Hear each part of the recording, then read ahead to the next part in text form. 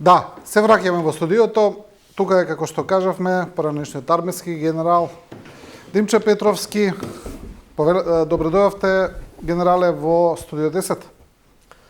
Добро најдов, благодарам за поканата на присуствувам во оваа емисија ваша. Најавивме пред малку зашто ќе разговараме, тоа е војната во Иран, кризата која произлегува од тие војни операции, криза која, како што гледаме, веќе го запали целиот регион, но реперкусиите пред се економските почнуваат да се чувствуваат низ целиот свет. Знаеме дека американскиот претседател Трамп зададе еден ултиматум на иранското раководство да го отвори пролазот Хормуз, инаку како што кажа целата земја ќе биде уништена. Тој ултиматум се уште тече. Еве, како гледате на оваа војна сега, во сегашната фаза, како се одвива, кои се вашите проценки? Секоја војна, без оглед во кој историски период се јавувала или ќе се јавува и така, носи кризи, затоа што војната не носи ништо друго, туку само страдања и кризи, враќање назад и така натаму. За да се отпочне било која војна, низ историјава основни причини биле територијата е основна причина за да се почне војна. А зошто територијата? Затоа што териториите овозможуваат за црпење од нив ресурси, за да може населението кое живее во одредена територија да ги задоволува своите потреби и така натаму. Значи, територија и ресурси можеме да заклучиме, да.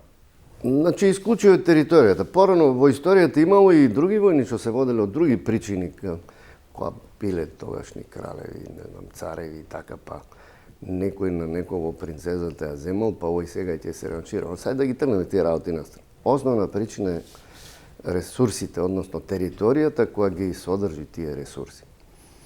И се можеме словно да кажеме дека причината за водењето на војните се територијата.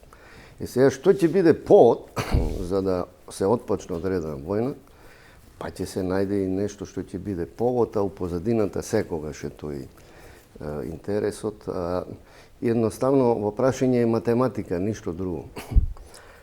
Кога ќе дојде некој до заклучок дека треба да нападне одредена територија и сега ќе кажува кои се причини. Прво едни се причините, па после ќе испадне друга причина. Меѓутоа, во суштина секогаш е математиката.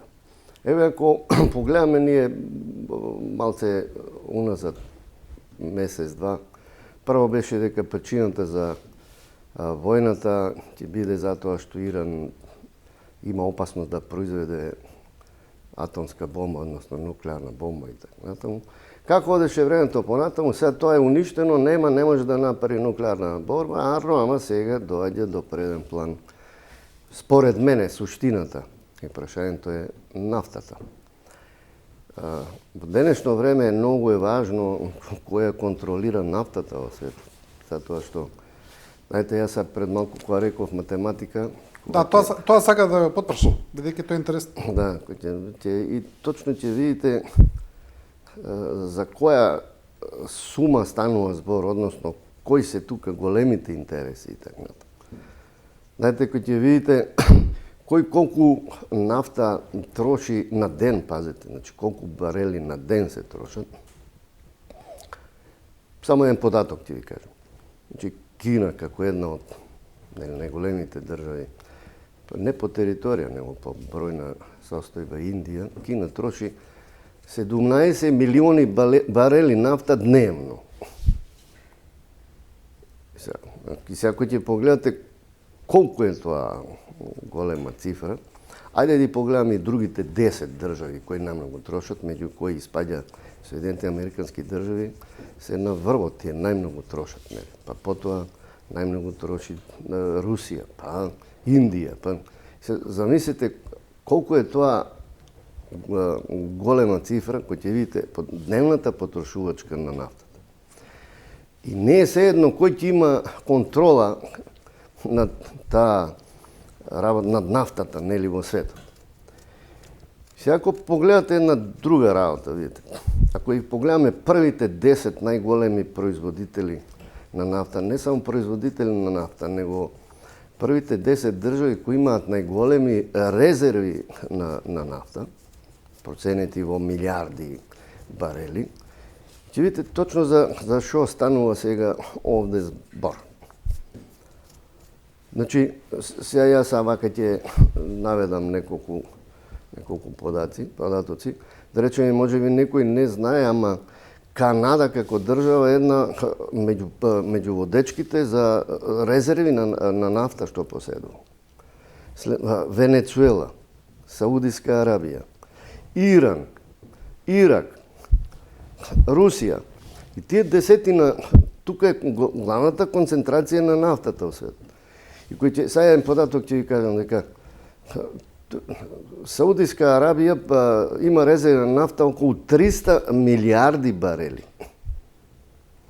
Ако се тоа преведе во математички, нели, колку тоа е чини и така натаму, тоа се ненормални суми, не можете да ги пресметате колку е тоа. И затоа, мислам дека сега во овој случај се работи кој ќе има контрола на тие резерви на нафта, кој ќе раководи со тоа и на кој начин тоа ќе биде воспоставено. Да, и бидејќи ја спомнавте Венецуела, која ги има вторите резерви на нафта во светот, и која претходно беше исто така, па не може да кажеме, тука беше директно нападната од Та има околу администрацијата. 290 милиарди барели резерви Венецуела. Резерви, да. Исто така беше нападната од администрацијата на Трамп и според неговите зборови тој веќе ја владее таа нафта тамо во Венецуела и сега нападот на Иран некако јасно е дека таа приказна се заокружува со контрола на тие енергетски текови во светот. Но кога зборуваме за иранската нафта и провозот од Хормуз, тука податоците дека поминува околу 20% од светската нафта. Но, од друга страна, 70% од нафтата со која се снабдуваат азиските земји. Пред се зборуваме за Кина, Јапонија. Јапонија, например, 90% од нафтата ја добива од Хормуз. Значи, на некој начин можеме да кажеме дека со контрола на Иран, со која сака да ја воспостави администрацијата на Трамп, би се контролирала и нафтата која оди пред се кон Кина. Па, видите, тоа секаде не е само тој во светот, само тој теснец. Имаме повеќе такви, нели, теснеци. Еве Гибралтар, па овој теснец, па нели, овој суетскиот канал што е направен, овој нели као канал направен, тоа е и сега работата е кој ќе го контролира тој помин тука, нели, и така натаму. Затоа едно од барањата на Иран сега, кој ќе видите, вика, прво услови за прекин едно друго и да они наплатуваат, нели, поминувањето на бродовите едно друго. Знаете, ако сега ние велиме дека 28, 7, 8, 30% од нафтата иде од тука, можете да замислите ако колку бродови тука ќе треба да поминуваат и колку пари се во прашање сега тука.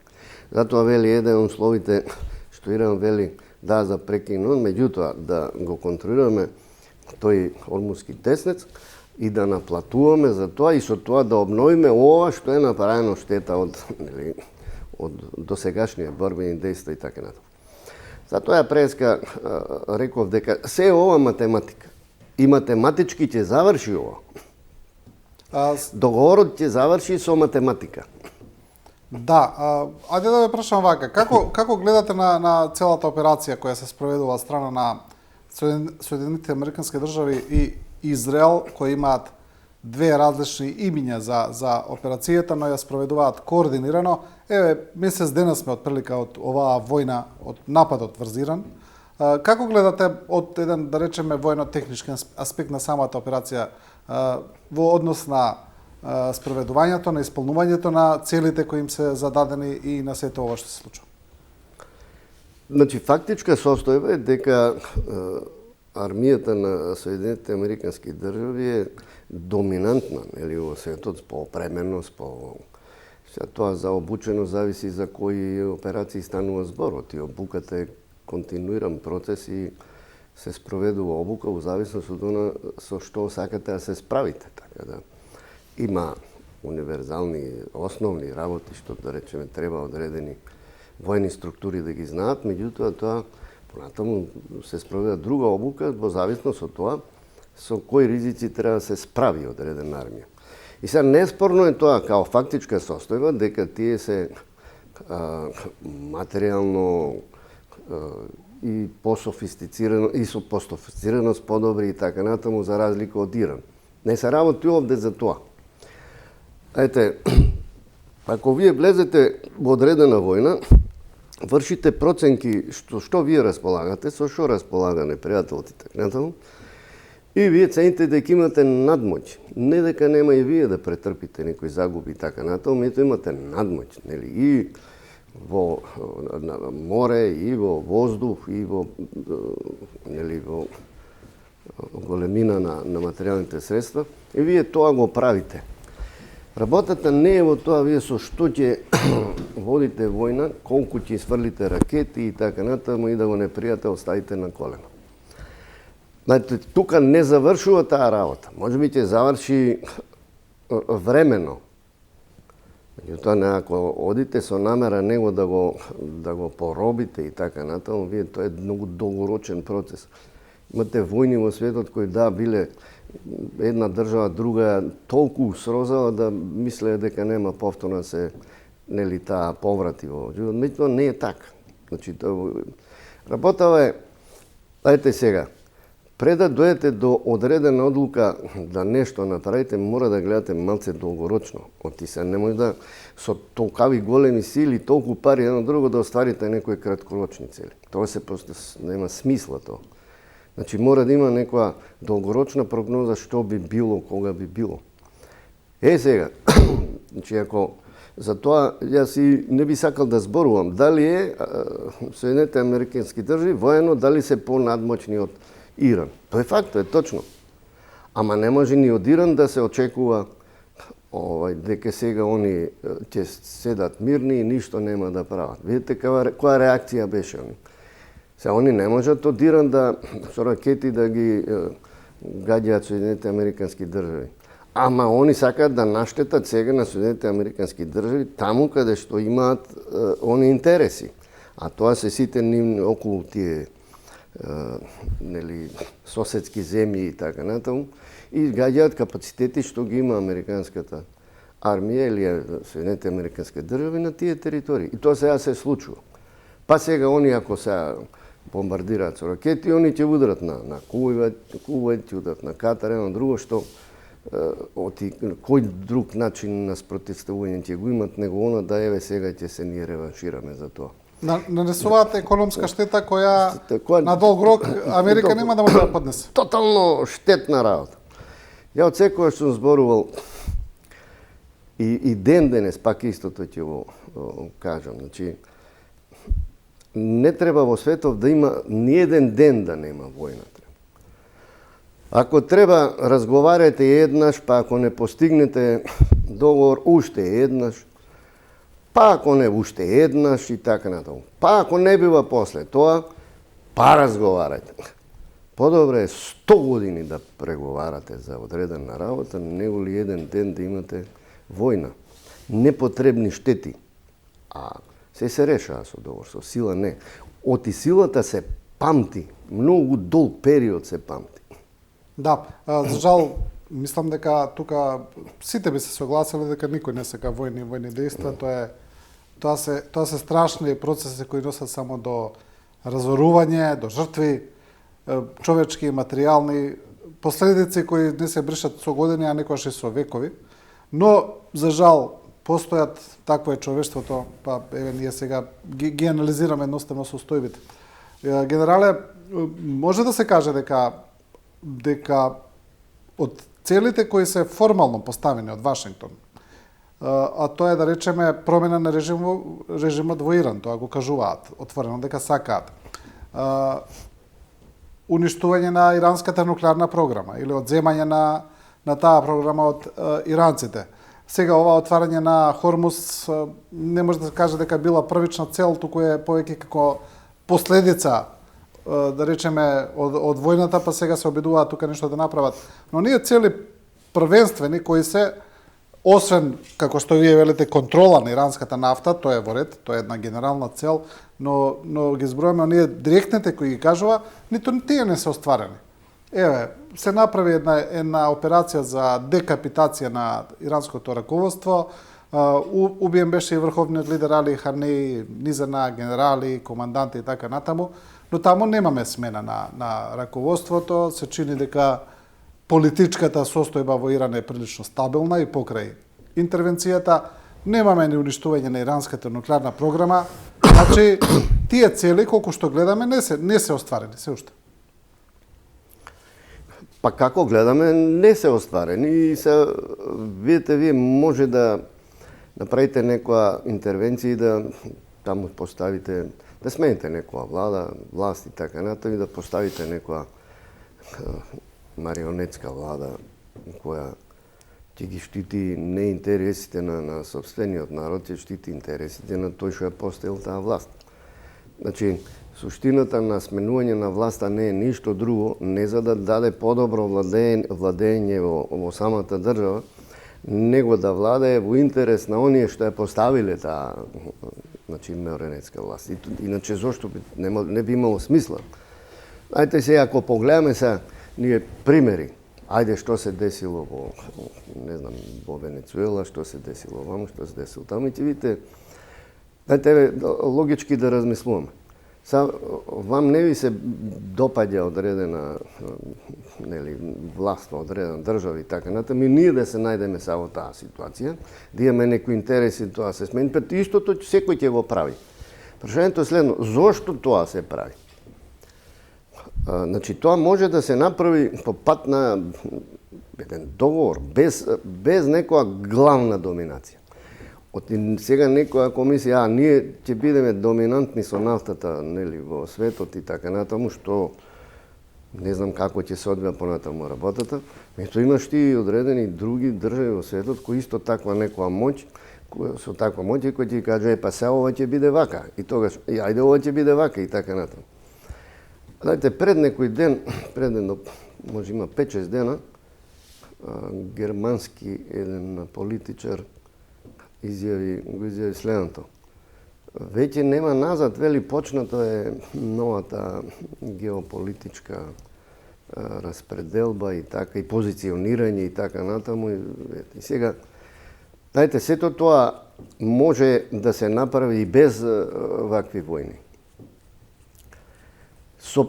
Многу поедноставно.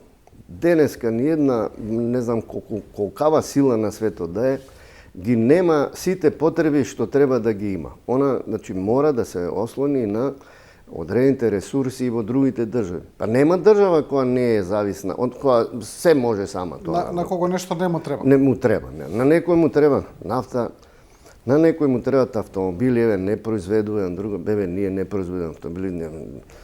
Она што треба секоја држава да даде тежиште на она што природата го дала. И никогаш, и во таа насока треба да се оди понатаму. Никогаш немојте да претендирате да вие развивате некоја дали индустрија, дали било што или некој којзнешто некоја друга активност, ако вие немате ресурси во самата твоја држава тука. Тогаш секогаш ќе доеш во ситуација да сакаш другата територија. Ама никој територијата не ја дава вака добро, еве ти ја на. И тоа е затоа почнуваат тие војни.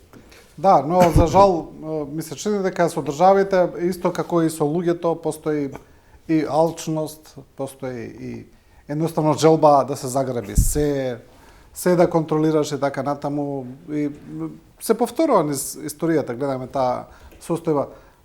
Генерале, ако направиме на споредба, веќе четврта година и од војната во Украина, и таму сега, не знам, се е веќе изнакажано, за таа војна нема нешто ново што може да се каже, но отприлика, ако ги земаме оние морални аспекти на војната, така што Русија нападна Украина, па сите ја осудија Русија, па во ред, сето тоа. Но сега имаме една иста состојба која ја прави и Америка. Потполно иста. Ја не знам дали што е поразлично тука во оваа приказна. Еве и со Венецуела и со Иран. Значи, Русија имаше формални причини кои ги кажуваше зошто ја напаѓа Украина, денацификација, демилитаризација и така натаму. Имаше многу кои кажаа дека не веруваат во тие причини, дека се работи за обичен империализам. До сега еве имаме истата состојба. Еве Америка кажува нешто за Иран. Ние тамо нема демократија, нема ова, нема она. Ние ќе нападнеме, но знаеме дека позадината е сосема друга, пошто е различно. Па различна е она генералната цел. Преска дојдовме до заклучок дека овде е нафтата генерална цел. Значи, сега што се случува. А ваму во ова другата војна не е нафтата генерална цел. Значи, но повторно е територија. Арно, ама сега територијата, таа територија која што е, знаете, имало, морам малце да се вратиме назад, ако пред таму 30, 40, не е битно или 50 години, се дошло до некој договор, де ова вака ќе биде, така ќе биде и овде нема тука да биде тоа нешто. Нема, пример, проширување на НАТО кон Русија, нема ова. И ако сега одеднаш се јавиат некои апетити за прекршување на тој договор затоа што некој мисли дека така ќе биде подобро едно друго, и сега тоа е провокација за другава страна. И сега они ценат што сега ние да правиме, нели така. Јас сега не застанувам ние дали се овие управо или они се управо, не, зборуваме, нели, и ова е математика. Да, математика се е математика. Да. Па сега они велат, и сега прашањето се, ако тоа не е така, зошто тогаш цела Европа помага, пример, на Украина, а не помага на Русија? А они ќе кажат, па чекај, вие нападнавте Украина. И па добро да, ама што па вие толку засекирани сега за тоа? Еве сега, зошто не бевте толку засекирани за друга некоја држава што е? Или во моментов кај што се водат војна? Еве за Иран е нападнат. Еве, ај сега кажете на Иран, нели? Аха, не може она. Меѓутоа не е така. Во прашање е само математиката. И сега, русите процениле дека тоа треба така да биде, украинците рекле не, ние мислиме вака, иако има тврсти тука, нели, ставови едно друго и нормално доаѓа до... Сега, кој на кого ќе помага? Зошто помага? Кој кого штити, како? Кој ги извртува работите, како што му одговара? Тоа се сасема други прашања во кои ја неќам да навлегувам тоа. Мора да ги сведеме работите на едноставна работа. Сложените работи, како што се овие са кризи, едно, друго, оно, мора да ги сведете на поединечни неделиви елементи, значи да направите анализа. Анализата во суштина не представува ништо друго него рачленување на сложените состојби на поединечни неделиви елементи, за да можете да се огледате правилно одредена состојба и едноставно да ги представите, за да може да ги разбере секој. И сега, ако одиме ние по тоа анализирање, ќе видиме, аха, значи ова било вака, било така, и ќе донесете некој заклучок како што треба. Мене целата оваа состојба, нели, геополитичка, моментална, воопшто не ми се допаѓа. Не е битно дали мене ми се допаѓа или не. Јас си кажувам мој став по некои прашања. И мислам дека е потребно, на светов му е потребно, да, нели ако велиме дека демократија е секаде кај што има избори е демократија. Знаете, вика, некаде порано вика во поранешна Југославија нема демократија, па нели луѓето одеа на избор, нели тие гласаа, значи тие гласаат, тие прават. Меѓутоа тука има нешто друго. Дали со спроведувањето на демократијата, по завршувањето на тие такви изборни процеси нема да настане автократска демократија? Тоа е многу интересно, нели, како прашање, да видиме. Знаете, изборниот процес ќе биде демократски, ама владењето после постанува автократско. Зошто така? Значи, тоа имаме доста такви примери. Имаме одредени аномалии, не во спроведувањето. Се ќе спроведеме, ајде нека гласате на друго. Меѓутоа, после, во самото владење, Власт е состојба, владењето е процес. Кога ќе дојде некој на власт, еве затоа што велат нели да го смениме режимот, да направиме ово, да направиме, тоа треба да биде демократски пат. Власта како состојба треба да поставиш одредени авторитети, луѓе едно друго, кои ќе донесуваат одлуки, нели, за да се спроведат некој процес со самата држава. И од тука почне процес на владење. Процесот на владење, односно успехот на процесот на владење, право пропорционален со позитивно поставената власт како состојба. Само способна власт продуцира позитивни ефекти во владењето. И обратно. Значи, и секогаш е така. Не се работи за која власт, дали пред 10 години, 15, ово. Ако во одреден процес на владење се случиле лоши работи, а многу помалце добри, тоа што не може да кажете ние, чекайте, резултатот од владењето е тоа. И некој друг ќе каже, сега ја вака и така. Значи, само по тоа треба да се мери дали е владењето успешно или не. Да видиме сега, после толку период, што е тоа, успешно или не. Така, видите, така е во сите држави е така. Ајте, дали сега, пример, имаме држави каде што уште е автократијата доминантна, или, како викаме сега, диктаторите. Меѓутоа, сега ако спроведете, за да спроведете некоја демократија, што треба да направите?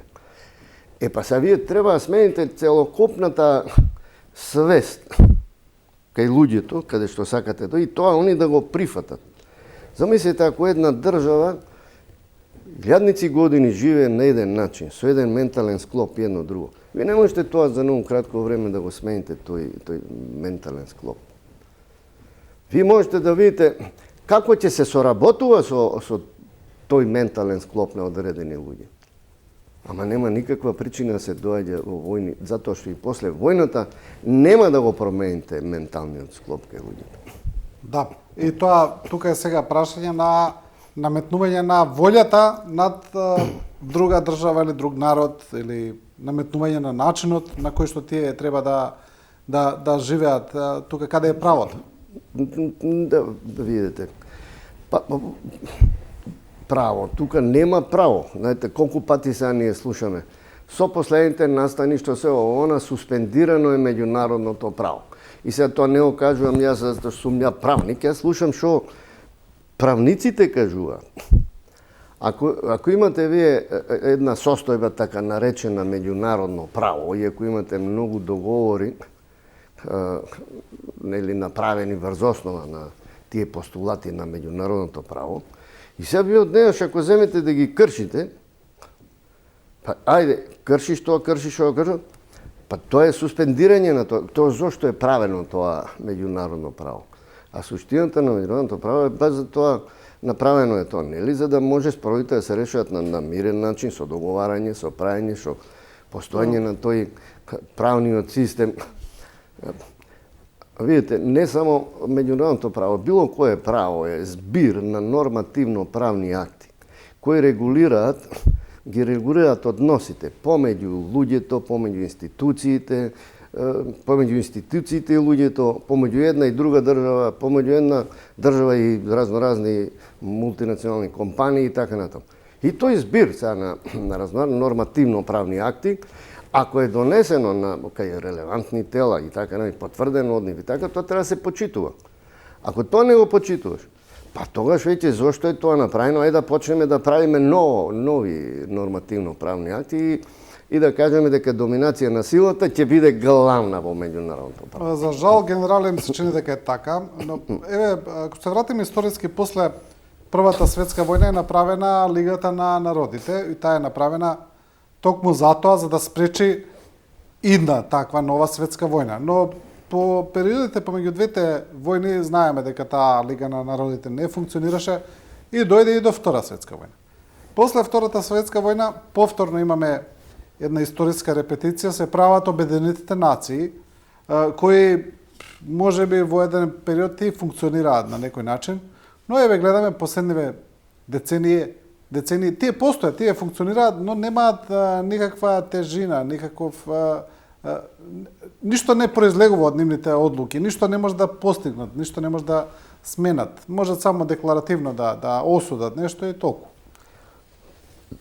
Па, наназад не знам колку години се зборува за тоа така наречено преструктурирање на Обединените нации, реформирање едно друго.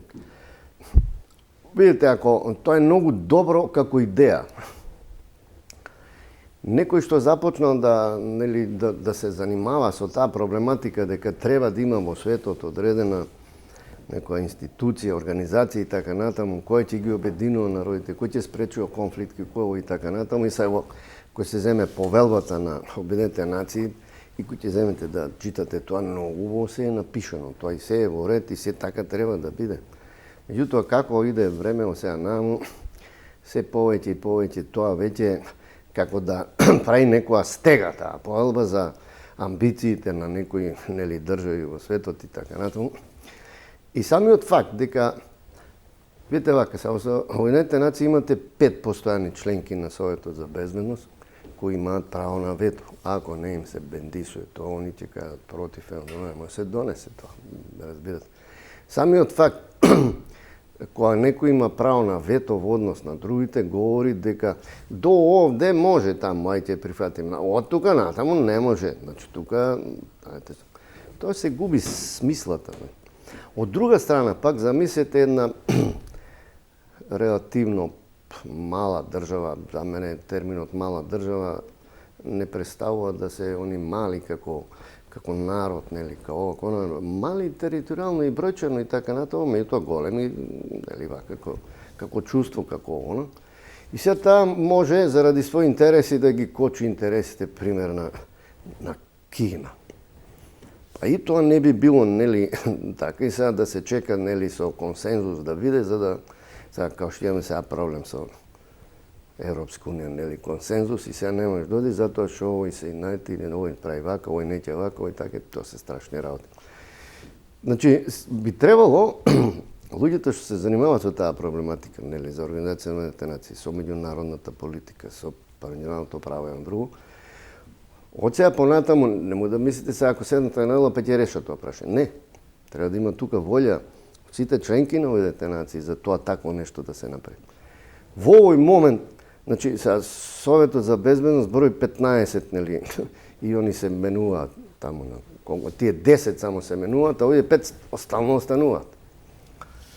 И се видите, и да помине нешто како врзувачка резолуција во Обединетите нации, па некој ќе се најде што тоа не го почитува. Да, излегува дека никому ништо, тие резолуции ништо не се... Па и ако сега гледате, овие последните 2 месеца, колку пати од Обединетите нации имаме ние нешто, некоја резолуција произлезли за овие случаи што се случуваат.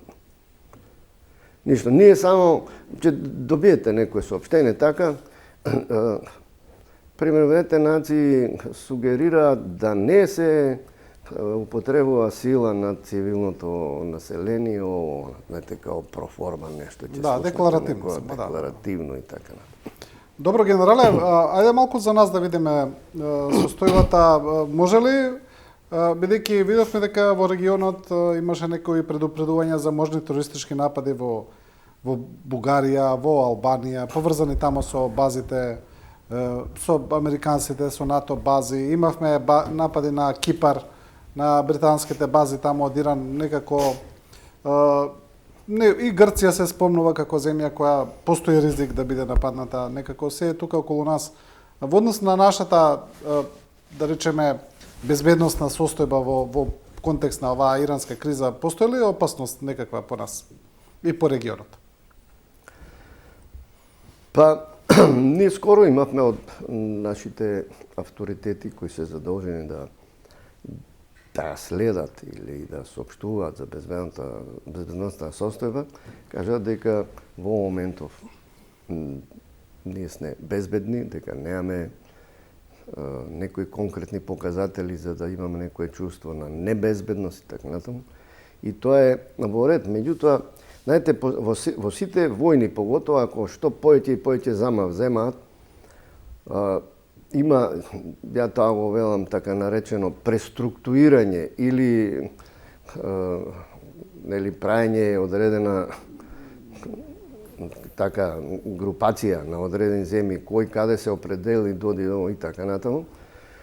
Нашата држава е определена дека ќе оди во евроатлантските тие сојузи и така натаму, и ние треба да продолжиме и натаму со тоа, затоа што не можете вие стратешки одлуки да ги менувате да краток временски период, не заради друго. Во моментов нема ни потреба од нешто друго да се прави, затоа што се доша што правела Република Македонија од незиното осамостојување прави во насока на евроатлантските интеграции. Сега, ако некој денеска размислува дека треба поинаку да се оди во нели стратегиски да се размислува за понатаму, тоа не е туку така. Ајде од утре ние ќе мислиме вака. Ај кажи ги причините зошто така да биде. Не навлегувајте сега во некои билатерални спорови или како едно друго. Еве и ние дојка сега разговараме, денеска се водат стратешките разговори во Америка меѓу наши представници и нивни представници, и каде што кој се каже, значи видите каде имаме стратешки разговори, тоа значи не се тие стратешки за една година, 2, 3 или 5, него за наредните 20-30 години. Така, што се тоа, кои цели треба да се сега постават и во тој временски период да се остваруваат заради зајакнување на тоа стратешко партнерство. И веројатно од денеска, утре, за наредниот 5 ќе произлезат тие стратешки визии. Визијата не е ништо друго него согледување на состојба во идно време. И се треба да се сега таа визија направи и да, знаете, она народски, како велат, да гледаме преку 7 ридчиња таму што има, нели така. Добро, генерале, ние основата за нашата безбедносно политичка интеграција ја поставивме како интеграција во Северноатлантската алијанса или НАТО. Тоа го остваривме како држава, но сега ми се чини дека самата алијанса се соочува со невидени предизвици до сега, пред се од американскиот претседател Доналд Трамп. Последните изјави негови се остри критики кон НАТО и сојузниците, бидејќи не му помогнале за Иран. Тие од друга страна велат нема што тие да се вмешаат во таа војна, ниту биле консултирани, ниту биле повикани, но имаше една изјава дека дури размислуваат Соединетите американски држави да излезат од НАТО. Доколку тоа навистина би се случило, знаеме дека тоа не е само прашање дали ќе постои НАТО, туку еве и да постои, каква организација би било. Тоа е веќе сосема друго прашање. Ве прашувам во контекст на нашето членство таму, може ли да се загрози нашата безбедност на некој начин, доколку дојде до да не одиме толку драстично до распаѓање на НАТО, туку доколку таа организација нешто таму драстично се смени? Значи, факт е дека тука нешто не е добро. Односите помеѓу Европа и Америка, и дека некои работи не одат како што треба. Пред тоа беше кризата околу Гренланд. Значи, видите, кој ќе сега некоја членка на НАТО, и таму одлуките се носат нели со консензус, заеднички интереси и така. И ако некоја членка на НАТО сега каже дека другите членки ќе прават вака како што ние кажуваме дека треба да не поддржат да ова донејам друго, а тоа едно е да донесеш одлука, нели, една одлука на НАТО, а друга е одлука на Соединетите американски држави. Значи, не треба тоа се поистоветува. Процесот на донесување некои одлуки што НАТО треба да нели ги направи, ако се донесе одлука што да направи, мора тоа да биде прифатено со консензус. Знаете, ако НАТО се јави како некој агресор некаде сега, се коси со појдовните основи зошто е НАТО формирано. НАТО е како одбранбен сојуз, да, а не сега да остварува НАТО интереси. Кој ќе остварува? Германија, Франција, Италија или кој? Значи, кој од тие држави ќе го тоа остварува? Значи, за да НАТО да може да преземе одредени активности, сега ја не го зборувам за ова за да ништо друго. Така е основата на функционирањето на НАТО. Сакате да кажете дека претседателот Трамп без основа ги обвинува во овој случај за Иран? Значи, сега во овој случај без основа ги обвинува затоа што таа одлука не е донесена во некој процес во НАТО. Значи, видите се една, ајде да направиме една разлика. Еве колку да звучи може апсурдно за гледачите, за напад на Иран и Македонија би требало да даде одобрение во НАТО. Да речеме хипотетички. Ама НАТО, кога ќе кажеме НАТО, сите земји членки треба да се согласат со одреден народ. Тука е проблемот, знаете, кој во денешно време, таму ќе се отворат разни дебати. Една држава мисли вака, друга така, ова мислиме вака и многу тешко ќе се донесе таква одлука. Видите, сега ќе се навратиме се уназад, не знам колку години таму, во Афганистан. Точно е дека НАТО беше ангажиран во Афганистан едно друго. Меѓутоа, таа одлука беше донесена во рамките на НАТО, а не исклучиво само од страна на една држава и така натаму. Друга работа е кој со што учествувал, колку ова, колку на други така натаму. Овде ние немаме таква одлука за учество на НАТО во ова нападот сега на Иран и така натаму. И сега погледате, ете сега Франција што кажува, да речеме Макрон, генералниот секретар на НАТО, таа изјава дава дека НАТО е одбранен сојуз, ние немаме, нели, не можеме да учествуваме во агресивни акции едно друго. И сега може кој како да се лути или нешто. Арно, ај нека се направи некоја трансформација во НАТО едно друго, за да може па НАТО да прави тоа што прави. И се поставува сега следното прашање. Чии се интереси најголеми сега со ова, да речеме, нели нападот на Иран и така натаму? Германски ли се, француски ли се, италијански ли се, или кои, или на сите заедно се, или така, или па сега е на Америка, па ние треба да поддржиме едно друго и така натаму. Веројатно Америка си има своји таму направено анализи, дошле до заклучок дека за Соединетите Американски држави најдобро ќе биде да го нападнеме Иран.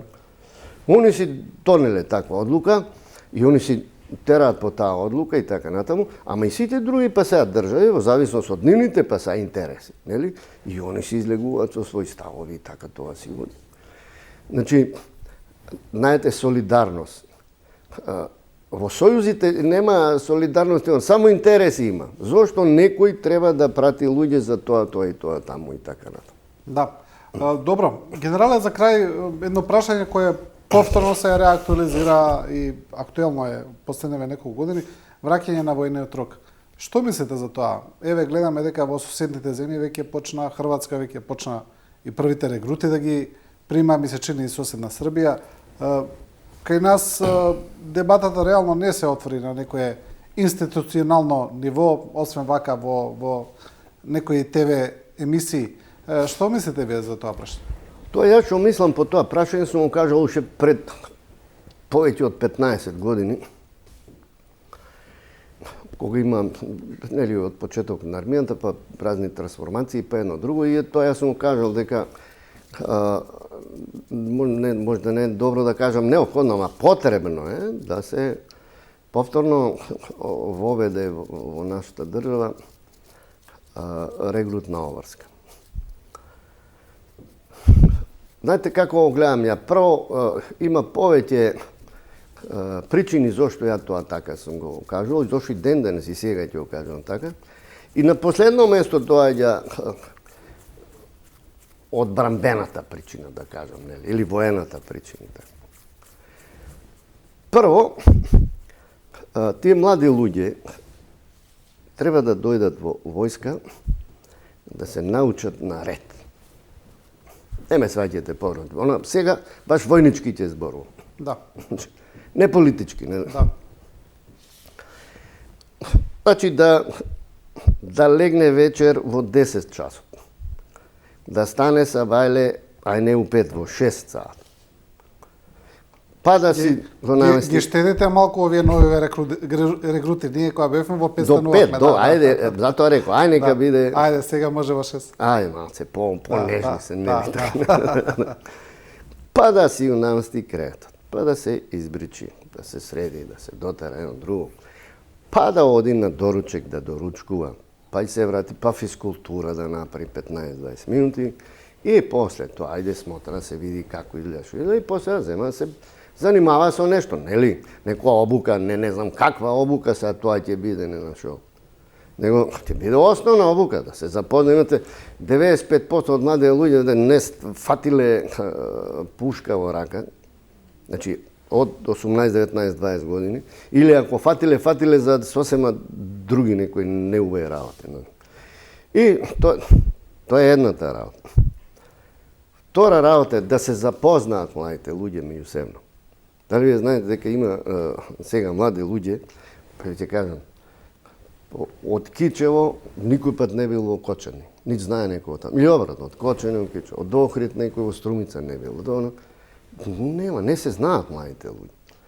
Знаете кој е голем ефект кој ќе имате вие од секаде во една спална соба, од сите градови и места во Македонија, заедно спиете 3 месеца или 4, не битно колку. Че се спријатели, што од тие пријателства после ќе испаднат разни други во животот активности. И ќе се разбие некој, овој вака, овој така, овие ваму. Не. Ќе го тоа доживува секојдневно. Ќе види дека сите така и се дружат заедно, спијат заедно, трчаат заедно, вежбаат заедно и така натаму. Понатаму што е многу битна работа сега, значи за ова. Мора да се има одреден така човечки ресурс или капацитети што има, кои ќе поминат во армијата едно друго, за пополна на резервни единици во самата армија и така натаму, а и не само резервни. Од нив ќе се прават и професионални војници, зошто мора да се распишуваат конкурси сега така за ајде ќе ги од нив а тие прв пат сега се соочуваат со тоа. Не, од тие што ќе поминат тоа регрутна обврска, сами ќе се иселектираат и точно се знае кои се за професионални војници, а кои се за во резервата и така натаму. Значи, многу едноставно е понатаму. Се ќе видиме ајде сега од тој воен аспект. Значи, луѓето имаат една погрешна перцепција која ќе се каже, нели, армија, пример, USA армија, нече американската армија, или руската армија, или кинеската едно друго, и сега таа армија води војна едно друго. Да, ама војната ја води не само таа професионалната армија, него државата ја води, други капацитети, луѓе. Па зошто сега, немој да мислите сите што учествуваат во војните, тие биле професионални војници и сега. Не, тие биле во резервни структури некои, кои со одредена подготовка едно друго и водат таму. Иначе, која држава може да се одбрани, да речеме сега, со помал број на војници? Тоа може, ама зависи со што треба да се справиш. И сега, да речеме сега, ако ви имате војници колку имате, аме нападне 20 пати појака сила. Значи, вие морате да зголемите и вие. Како ќе зголемите тоа? Значи, мора малце да размислуваме за одбраната на еден друг начин. Одбраната е функција на државата. И таа не опфаќа само кој ќе кажете одбрани да мислите само на, во нашиот случај, нели, на арама и така натаму. Не. На војна загрозеност. Тоа е, армијата постои само за прва реакција во услови на вооружена опасност или одредена криза предизвикани од вооружени средства. И во зависност од тоа колку е тоа проширено на друго, ако може да се справи армијата, значи се справи, ако не мора да мобилизирате. Одбраната има други натаму, катастрофи од природни, вештачки, вештачки катастрофи и било кои други загрозувања. И со тоа треба се, значи, државата, затоа што тоа незина функција, со други сили и средства да се справува со тоа. Па затоа имаме сега имаме дирекција за заштита и спасување. Самото име каже, дирекција за заштита и спасување. Со што треба да се занимава? Со заштита и спасување. Од што? Од поплави, од пожари, од разни хемиски инциденти, акциденти, не знам што и така натаму. За тоа што треба да има? Треба да има сили и средства. Па ги има ли? Па ги нема. Па дај да ги направиме. Значи, секоја институција во држава постои исклучиво за нешто што она треба да биде способна да се справи со тоа, да го изврши. И многу едноставно кој ќе кажете, зошто постои противпожарната единица овде во Скопје, па да гаси пожари. Значи, зошто постои таа дом за здравје да ги лечи луѓето. Не смеме да ги мешаме работите. Ние може да една со друга помагаат институциите. Ама не да биде тоа основна задача на таа институција која постои заради друго. Да, одбраната комплексен систем се состои од повеќе структури. Генерале, ви благодарам за учеството во оваа емисија. Благодарам што ме поканите да дојдам. Се надевам дека си направивме добар разговор. Па да, се разбира. Ги анализиравме и светските случувања, но еве и нашиве предизвици, да речеме. Почитувани, ова беше првиот дел, ви благодариме, останете со нас, одеме со една куса пауза и продолжуваме со Александар Ристевски, политички аналитичар.